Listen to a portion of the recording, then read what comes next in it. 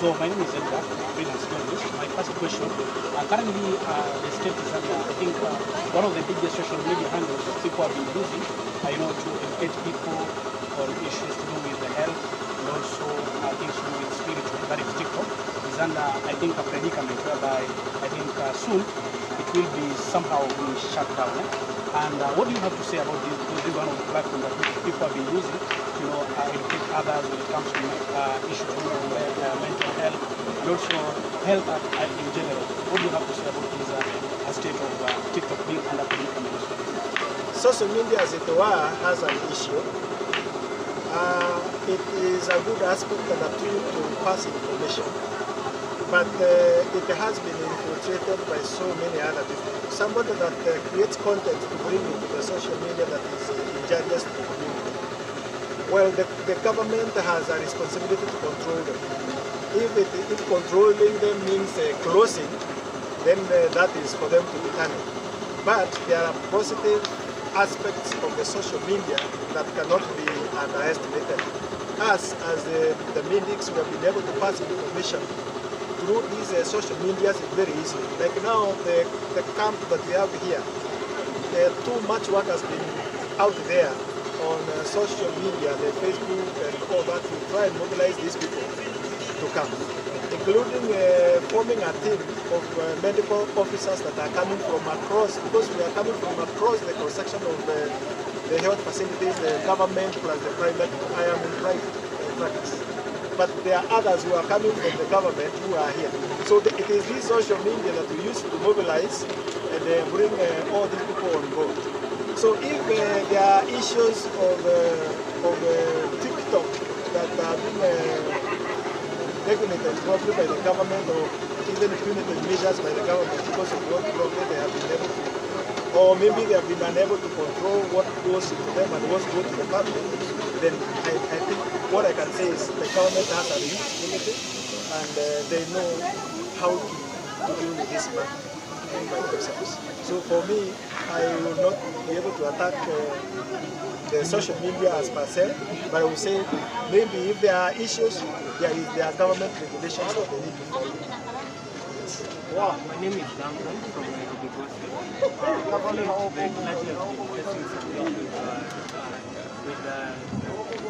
For example, in the case of Ezekiel, having a wound, cleaning, and a whole hospital and all that, in relation to fasting. Now, you as a dog and as part of the clan, is there a safe fasting or a way that someone who needs spiritual health should fast, as we end up with Kufa? Thank you, my brother. I will not mention the same televangelist for what they do.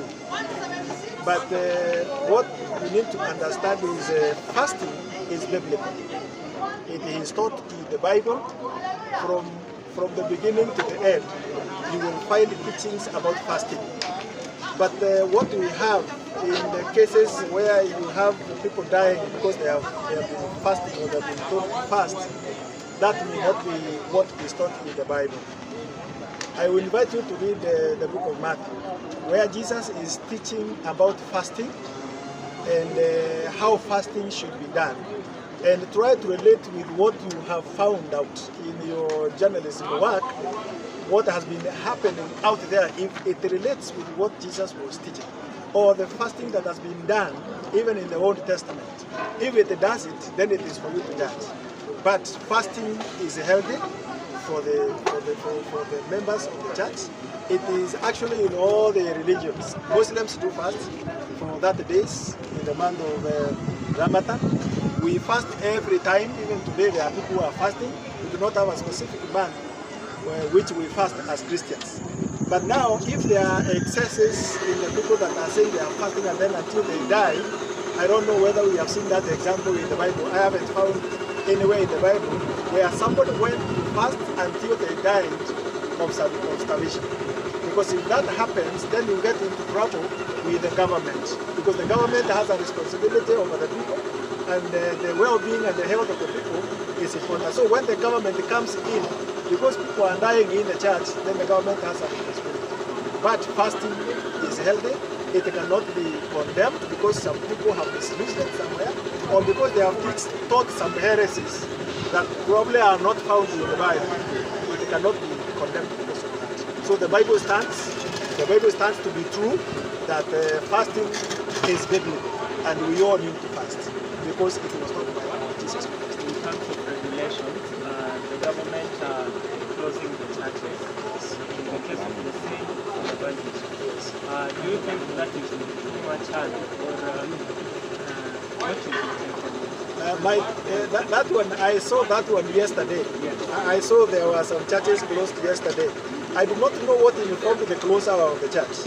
I do not also know what information the government had which caused the closure, because the church has a regulation on how it is regulated, how it is registered, how it is operated, and how it should run. So if those parameters given are passed, then the government comes in. Unless we are told this is what the government found out, that these people flouted this and this and this rule, and therefore the government could not allow an organization that is injurious to the public, then that one we can discuss. But as it is, the government has closed some churches because maybe regulations have been overlooked. So I have not read very seriously to know exactly why it was done. But the investigation has been going on from the time that we had the issue about Shakahola.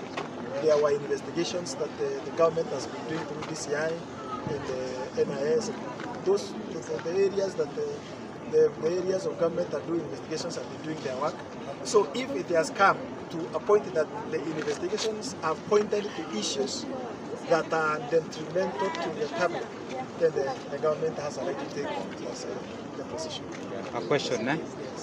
I need to ask this question because it has been maybe surrounding one of us, one of the content creators, and of course people have been asking themselves, is this true, or is this right, or it is wrong? Taking ARVs with, like, you are taking ARVs at the same time you are taking alcohol.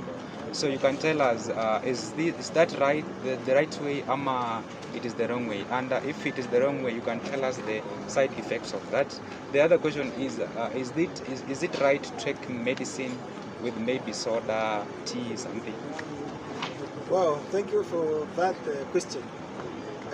I will be general, not specific to ARVs as you said. Basically, all medicines have the way they are absorbed in the body. There are drugs that are absorbed in the mouth. There are those that are supposed to be absorbed in the stomach. That is why you go to a doctor and they tell you, take this one with water, so that water flushes that medicine and then it begins working from the stomach. There are those that you are told to chew, because absorption of the same will be undertaken through the mouth. So the enzymes that are in the mouth are the ones now which are supposed to absorb these medicines. In the case of ARVs, I don't know which specific brand of ARVs you are referring to, but medicines have specific instructions. So the ARVs have their specific instructions. If alcohol affects the absorption and assimilation of that medicine, then you are told to stop it. Including many antibiotics that there are some antibiotics that you are given and you are told to take them with water only. There are those that you take and you are told don't take certain other things like milk. You tell you don't take this with milk or anything with milk derivative, because milk will hinder the absorption of that medicine. So each patient, as they are given the medicines, they are supposed to listen to the instructions given behind those medicines so that it can be able to work for them. So basically that's what I would say on that. Alcohol is a problem to some medicines.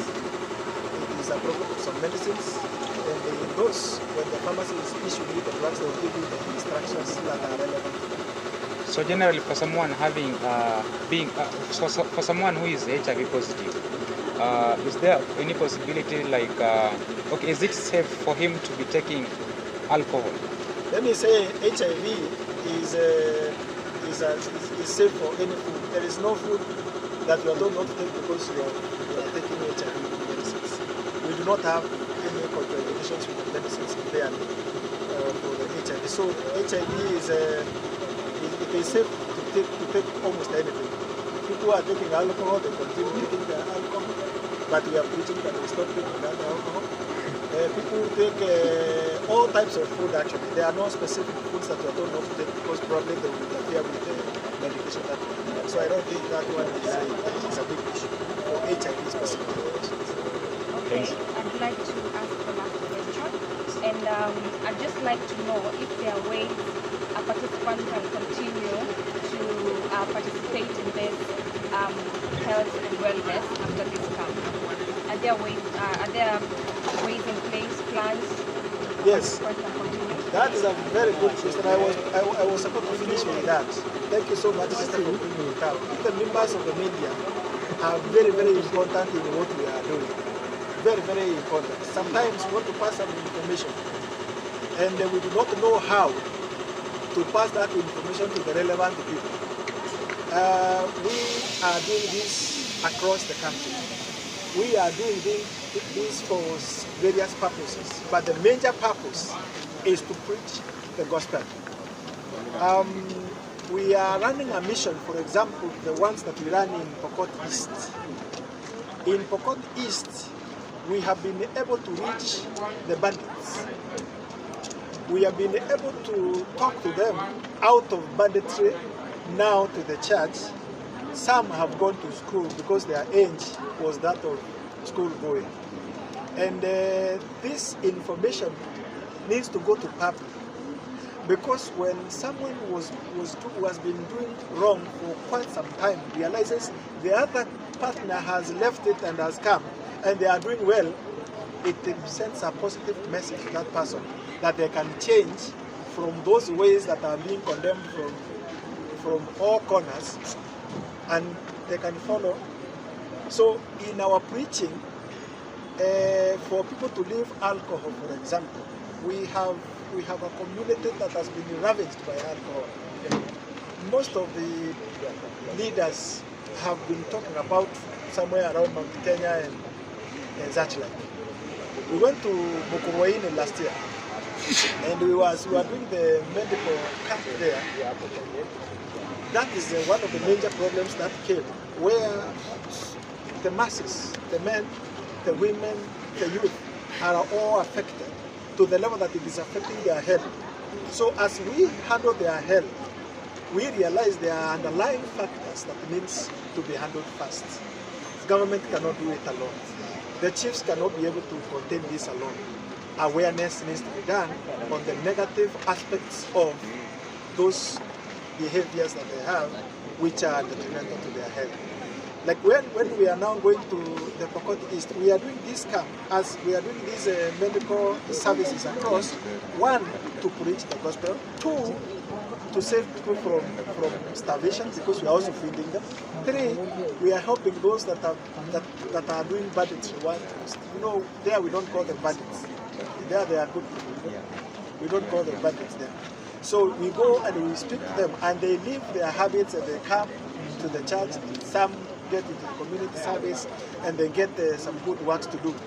If we do not have the aspect of the media to help us penetrate this, even the government itself will get it wrong. And in this, I would say, having been in East Pokot for close to 10